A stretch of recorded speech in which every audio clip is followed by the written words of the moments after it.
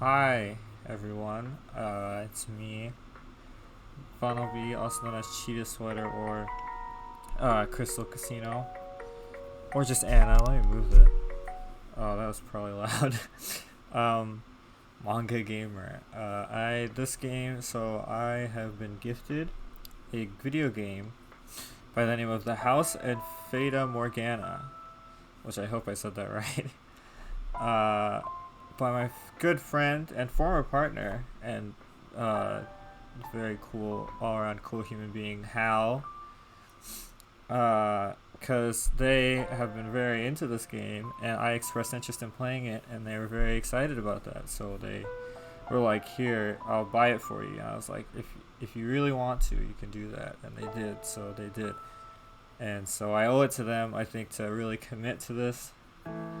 And what better way to keep me to commit to something than recording it? I just hope it works. Where's my mouse? Oh god.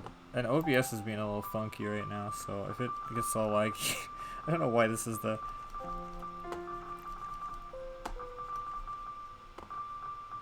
Anyway, it should be fine. If it gets real laggy, I'll make it. I'll change the way I'm doing this to make it work. But it's not letting me do like window captures or game captures with this for some reason. Well, you know what? I haven't tried one thing. Hold on, let me pause it. Okay, well, this thing's going on, so I'm not gonna pause the whole recording, but I'm gonna pause. You're not gonna be able to see anything because I'm gonna be setting this up on OBS. There is a house. I'll read it out for you. It says, "There is a house.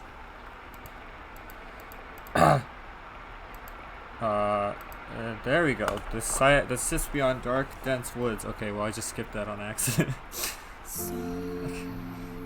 The house and oh my god. Is it overpowering my voice? I hope not. I thought that it's going to be mixed a little more consistently than this. So I hope that it's not. I'm going to turn it down a little just in case. One our Father, three Hail Marys. Our Father who art in heaven, hallowed be thy name. Have mercy on me, O Father. Jesus, this is loud for me. I don't know if for y'all, but it's a little loud for me. And cast their souls into eternal damnation.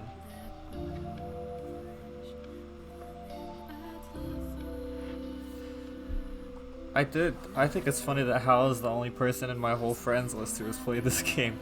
I have like a lot of friends. I have like a good amount, a lot of friends on Steam because I've had this game for like, or I've had Steam for like 8 years. And so for Hal to be the only one who plays this game besides me is pretty awesome. That's a good sign. Shoot, I was not reading that. Okay. Oh, this is sick. I like that. I was looking down upon a corpse, my own corpse. I was afflicted with great. I need to turn this down. No, what did I just do?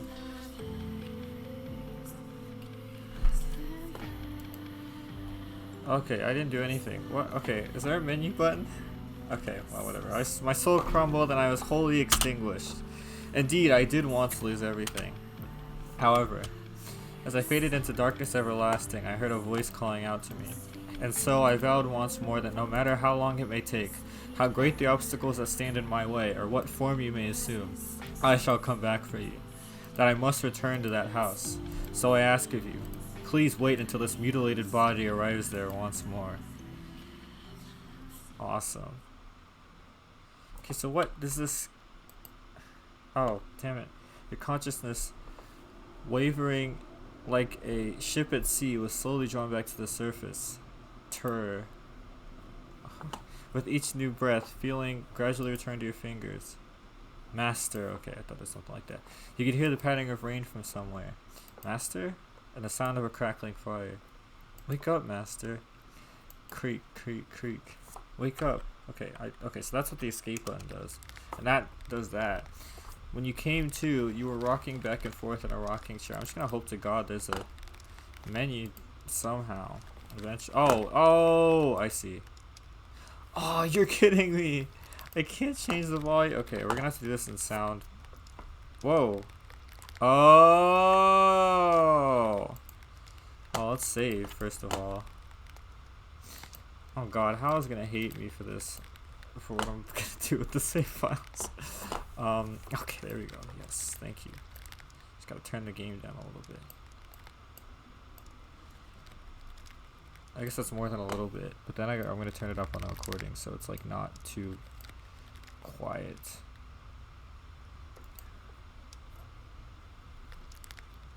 Is that? Yeah. Okay, wait, let me, I'll be right back, hold on.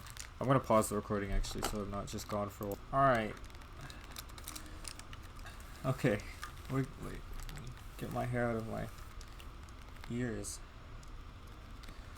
There we go. Okay, it's time to play the video games. Hal is very excited that I'm playing this game right now. And very excited that I'm recording it as well.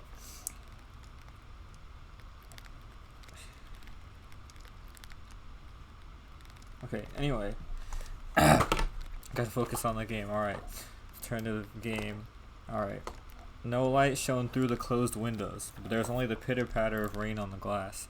It was as though the whole mansion had been enveloped in darkness.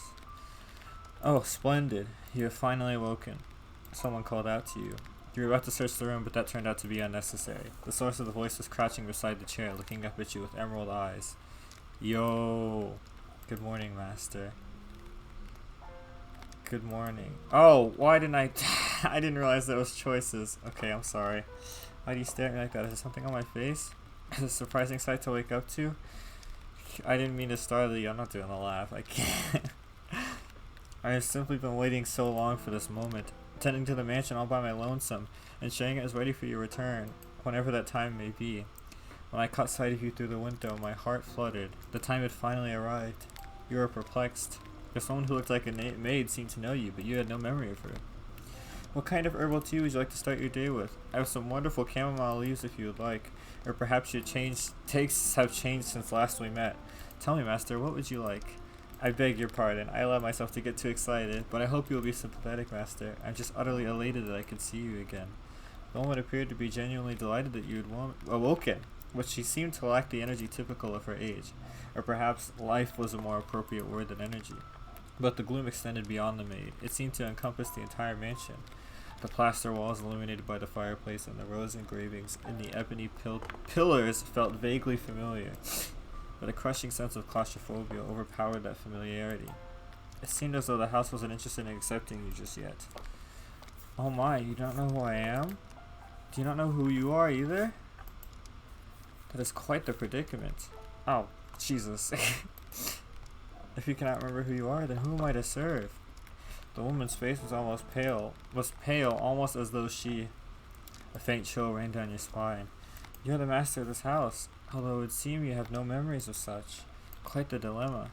If you know not who you are, then you are no different than a stranger to me, no? Indeed, you have returned, but from where? That I cannot say. Then how about this? I am a servant of this mansion and as such, I am familiar with the many incidents that have taken place here. I shall show you the history of this house, Master. That will surely allow you to recall who you are. The freshly awakened gears in your head began to turn as you mulled things over.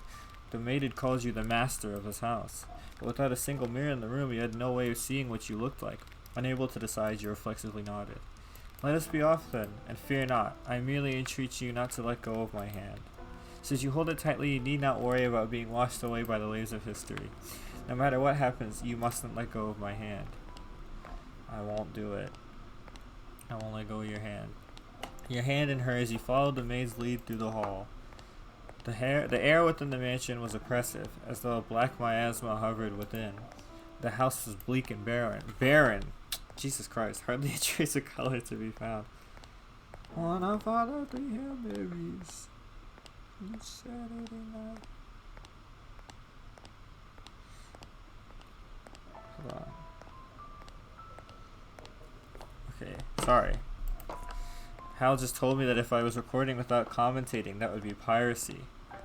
And they're right. You came across an open window. Beyond it lay nothing but darkness. Neither sunlight or moonlight could be seen. There was no chirping birds, no rustling grass, no signs of life at all. Everything that would normally give color to the world had vanished entirely. The only other presence was that of the maid. Following her lead, you proceeded through the mansion. After some time, you arrived at a double door. The glass within shattered. The door, once pure white, had long since faded into a dull gray. It appeared to lead to the back garden. You could hear children laughing on the other side. Though it is in the state you now see it, a beautiful, beautiful garden once lay beyond those doors. The owner of the time enjoyed gathering rare species of rose from all across the world. At its grandest, it seemed every flower was in constant competition for the most majestic bloom. Would you like to see this wonderful era of splendor and prosperity? I very much hope it is to your liking, master. Oh my goodness. A sudden gust of wind brushed up. The maid opened the doors to the back garden. A sudden gust of wind brushed across your face, forcing you to close your eyes as you followed the maid out the doors. When you next opened your eyes, the world was no longer blanketed in shadows. One off all the 3 Hail Marys each Saturday night. I'm sorry, this song's stuck in my head now. What is this game? I know Hal said it was a romance of some sort. 1603. Move the cursor to the... Yeah, I figured that out on accident.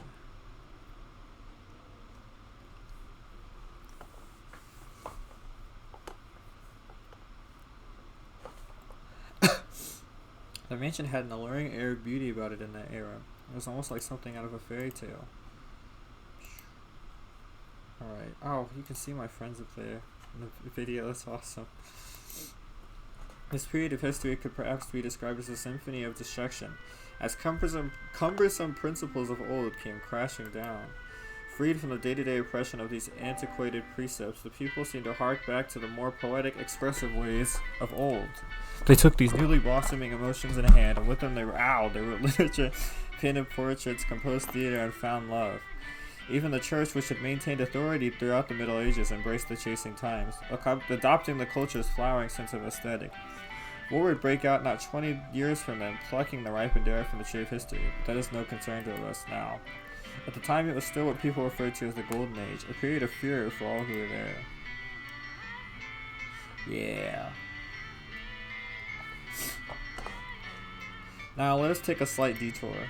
No, we will not be changing locations. This is a tale about the mansion from beginning to end. I'm going to set an alarm for... because I gotta go to work pretty soon, but until then...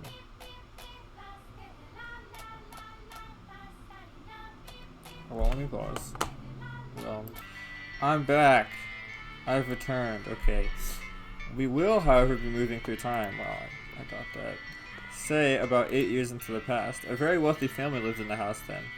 The mother and father, brother and sister all had distinctive, beautiful flaxen hair. I was always enamored by their hair. By contrast, mine is the color of a wet crow. See? There I am, standing around looking rather a fool. I was happy back then.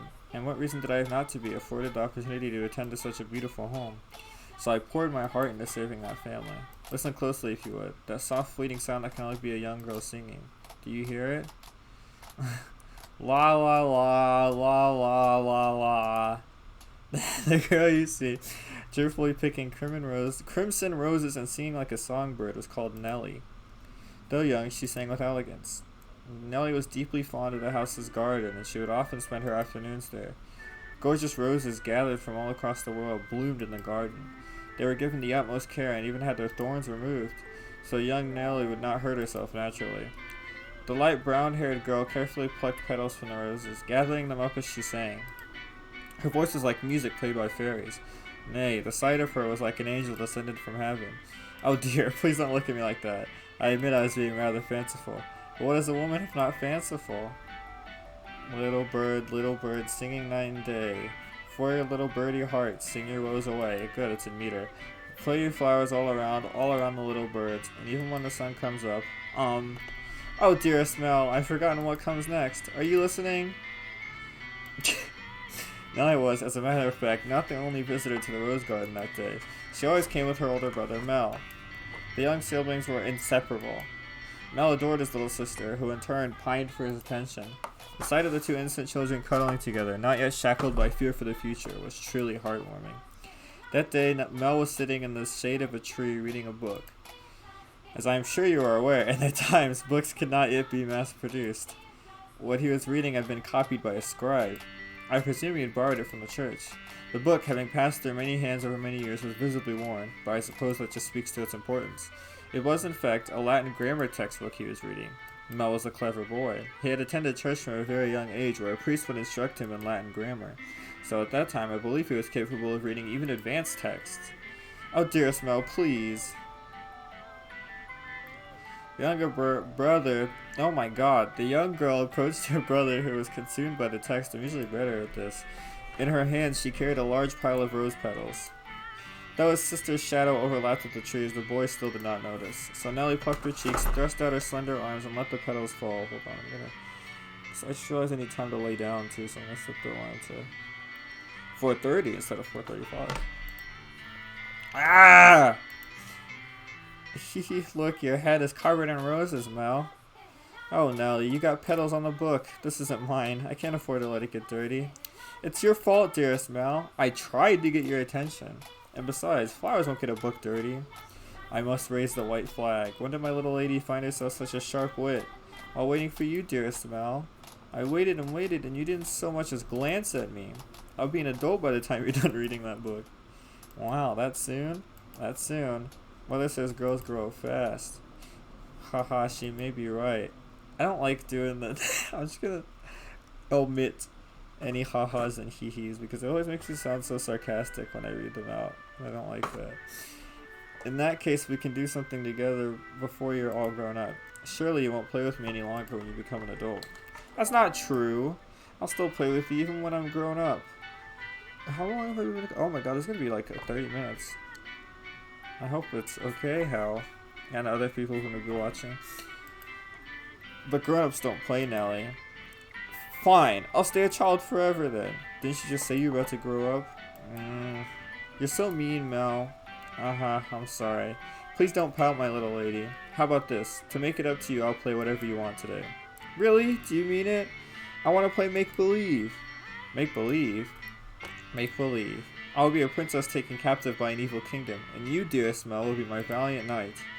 And then you turn into a prince when you rescue me. A knight can become a prince? Impressed. I really like... I know this is kind of late, but I realized I should probably be commentating a little more. I like that, I like how in-depth they went about the book. I appreciate that. It was a funny little detail, like a little tangent they went off on. And I like that, though. It's good. Anyway. Which is why it must be you, dearest Mel. No one else can be my prince, or my knight. While he may have appeared outwardly embarrassed that his rose-cheeked sister proclaimed prattingly,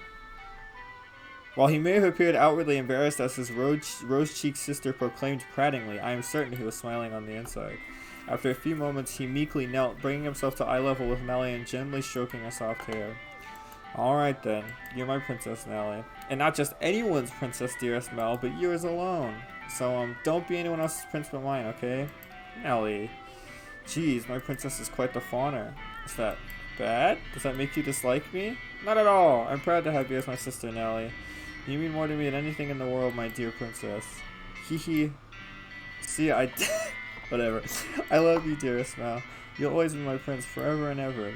Her mood quite improved. Nellie began humming the melody of the song she'd forgotten the lyrics to. Holding the skirt of her dress out from her body, the young girl pranced about the rose garden. Mel, his eyes on her back, gave a little shrug. Oh, Nellie, don't come crying to me if you trip running like that. But Mel was not entirely disapproving of his sister's excitement. He carefully brushed aside the petals on his book, set it in the shade of the tree, and began chasing after Nellie. They were picturesque siblings, brimming with hope. And at this time in their lives, there is nothing to jeopardize that hope. Would it not be wonderful if children could stay children forever, Master? As I see it, though, the pleasant, gentle times in their lives have value because they come to an end. Wouldn't you agree? Time continues to flow, impartial and without exception. And as such, everyone's childhood comes to an end. Be that as it may, does time also flow at the same speed for each individual? Now, let us take a trip down the river of time. I would be very much delighted if we could remain at this point in time, but unfortunately we cannot. Please do not let go of my hand, Master. Uh-oh. Things are gonna happen. I like this. The way they tell stories in this is nice, and I like the time travel stuff. I mean, I don't know if it's a literal time travel or not, but I like it. Whatever it may be within the narrative. I'll be on my way then. Oh, you usually stay for longer. Yes, I have an errand to run today. Thank you for your time as always. Would you like the book back sometime next week? Hold on.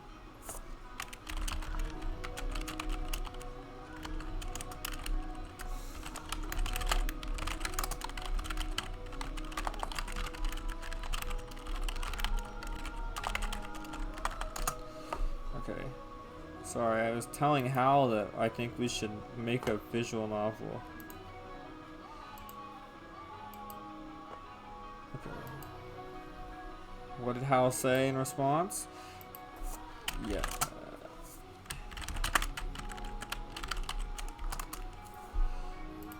Okay. Hold on to it as long as well. Sorry. Next week or the week after, hold on to it as long as you'd like. But surely there are others who want to use it. None as sharp as you, Mel. Put yourself in my shoes and you'll understand. I want to give you any advantage you can get. Ahaha. Oh, do you not believe me? No, I believe you, Father, and I mean to do whatever I can not to disappoint you. That's the spirit. If you need anything, don't hesitate to ask. I'm proud to have you as my pupil. Yes, and Mel? Going to university? Indeed.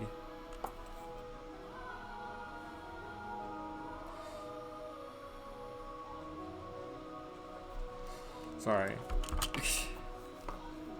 If you do, I can introduce you to some accomplished instructors. There is very little left for me to teach you, and I believe you would make me a fine priest. I believe you would make a fine priest. It's an honorable thing, Mel, to devote yourself to the service of our Lord. I'll give it some thought. If you'll excuse me then, I'll see you again. Our doors are always open. Farewell.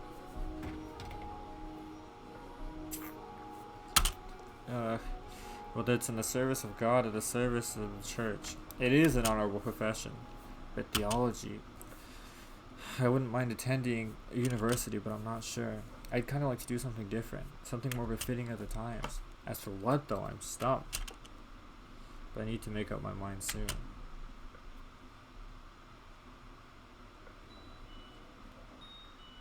Sorry. If I drag my feet for too long, even my father is liable to grow impatient. Mercy me. Young sire, blessed young sire, alms for the poor. Ah, this beggar. If I'm not mistaken, he's been outside the church since last week. Alms. The way he shakes his head.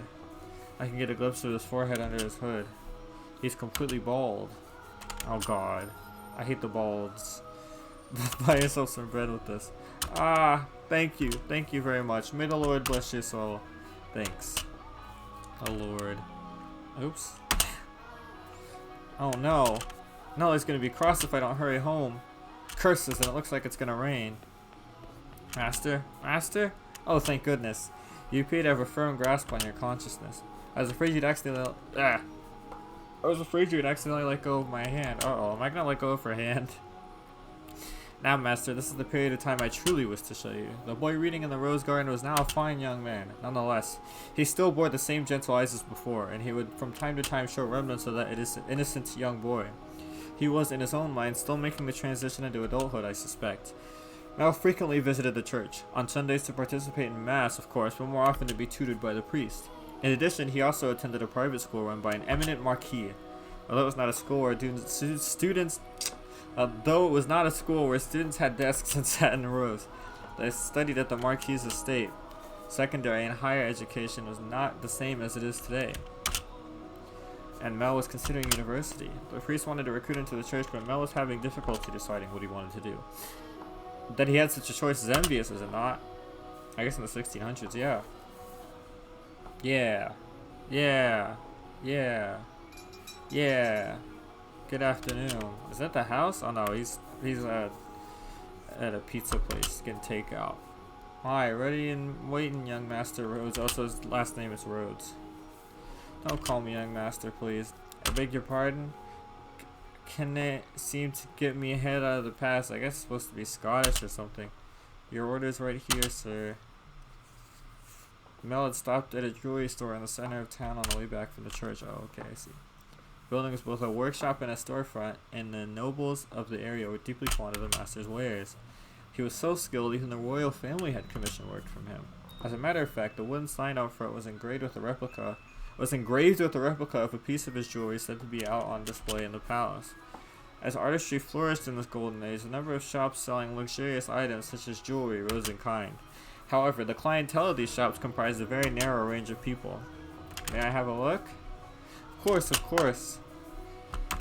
You know, when I play visual novels, I get a little antsy if I don't get a choice every once in a while, but it's fine. God, why do I keep doing that? It's fine, because I keep, I don't know why I'm talking over the game, or talking while I'm going through the game, but, what was I gonna say? Oh, yeah. No, I forgot what I was saying, actually, because I realized that I was... Whatever. I'm sure she'll love it. Oh, is he getting Nell, yeah, Nell, he's Mel, right? Is the other one Nell or Nelly? I forgot her name. But is he getting her a jewelry? Ow. Ow, my eye. There's something in my eye. Whatever, okay. Coming home to a cold fireplace is a sad thing indeed. Ha ha ha. Again, please don't call me young master. My apologies. I'll take this and be on my way then. Good day. If you find yourself in need of aught else, just let me know. I can make any jewelry you ask for. Come to me and your sweetheart's day'll sure as be made. And I guarantee the two of you will have all sorts of fun when you give it to her. Please, I don't have a sweetheart. Huh? Well, that's a surprise. I'm sure many girls are vying for your hand too, Mr. Rhodes.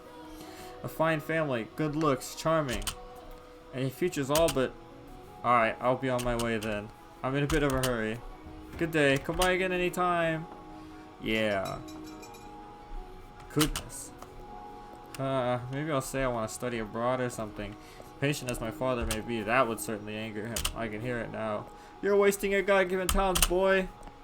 I could pronounce my name and rank, go somewhere far away. Huh, that sounds like the kind of plan Nelly would come with. Okay, Nelly is her name, I was right. Nell's kind of cool. I like him. I like the art in this game too, I think it's nice. I like the art style. I really appreciate visual novels with unique art styles. And this one is definitely like more unique than most of the ones that I play. The mansion looks quite different than it does now, no? Wait, what was the play on words? Oh, it's Rose Manor. Yeah, Rhodes Manor and Rose Manor. No thickets of ivory covering the walls and no rotten broken doors to be found. I wonder what the Rhodes family would think if they saw the house in its present tragic condition. They'd probably be like... No, I can't think of anything. The sight of their abundantly blooming roses, a veritable symbol of prosperity, long since withered and turned into soil. My apologies. I got a little sentimental there. Let us forget for a moment about our own time. I suppose I stayed out of... Oh my god, it's already 4:30? Oh my god, it is. Okay, wow. I will, well, let's finish this scene and then I'll be done for now. Oh well, the sun still shines high in the sky. I'm sure it's... Ah! Oomph. Dearest, dearest Mel, what took you so long? Wherever have you... Oh, this is the Steam banner for the game. Let me see if I can...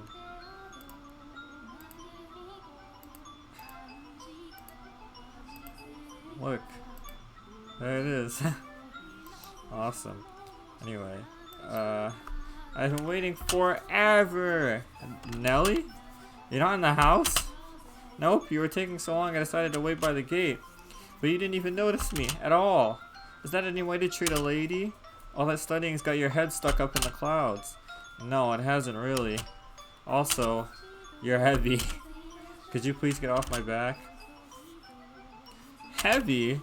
I've been gradually reducing the amount of sweets I eat, and I love sweets. To maintain my figure for a new dress, and you call me heavy? I didn't catch that. Were you saying a tongue twister? You're such a dimwit, Mel. Jerk, blockhead, weakling, and obnoxious to boot. Whatever happened to the delightful little girl who was once my sister? She'd probably throw a fit if I said that out loud. Should you really be outside, Nelly? You are the star of today's event. It's fine. They can call it a birthday party, but I know it's just about fraternizing. It's obvious what Fata's true motives are. He'll be gathering a bunch of boys from good families to look for someone to marry me off to. Ugh, I have no interest in that at all. I'm gay. Don't be like that, Nelly. They're all here for you. At least enjoy what you can of the party. Grr. I guess, and besides, it's not completely terrible. Look at this, dearest Mel. What do you think?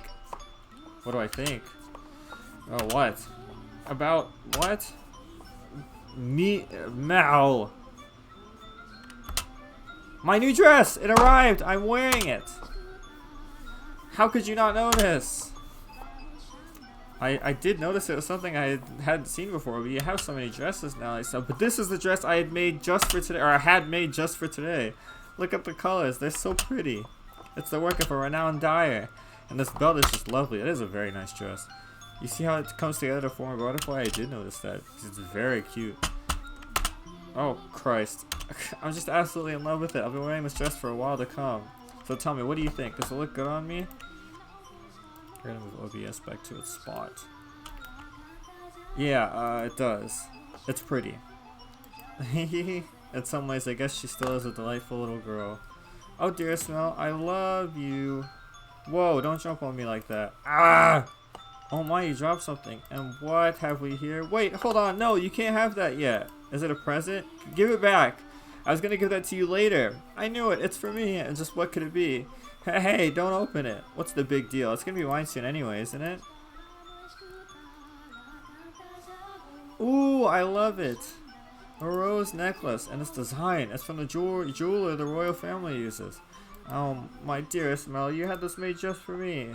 Oh, jeez. It defeats the purpose if you open it before the party. Happiness is always better sooner rather than later, Mel. I think I'll put it on right away. There, how does it look? It looks lovely. My prince is still the sweetest in all the land. Don't make such weird noises. Oh, but why not? Okay, I should have done that a little more sultrily. A prince always knows exactly what his princess wants. And this princess wanted some rose jewelry to go with her new dress. Understand? Jeez, I sure don't have it easy playing your Prince Nelly. Might be about time you found a new one. A prince is a prince because you can't just find one standing on the street corner. If you want to retire, dearest Mel, you're gonna have to wait another 10 years. It's a long time. Or if you find yourself a new princess. I'm not so... You're about as romantic as a rock, dearest Mel. But worry not, your adorable sister will always be your princess. What more could you want? Are you really allowed to be the judge of that? I mean more to you than any other girl in the world, do I not? Then that makes me your perfect princess. Hey, what was with that laugh and it'll all be over soon laugh? You're always telling me I mean more than anyone to you. Yes, you do. More than anyone in the world, my beloved baby sister. Excuse me. Hehehe. I'll take good care of the necklace. Thank you, my dearest Mel. Well, if you're happy with it, then so am I. You're very welcome. Now back into the house with you. Can't have a party without the guest of honor. You know if anyone's here yet? Nope. I imagine they'll be here soon, though. Why do I keep doing that? Oh my god. Okay. I'm done for tonight. For today. I might actually play later in the night, but right now, it's time for me to lay down before work. So that's it for the first episode of the Fate. What is it? The House and Fate of Morgana. Thank you, everyone. And by everyone, I mean Hal. But probably other people too. Okay. Bye.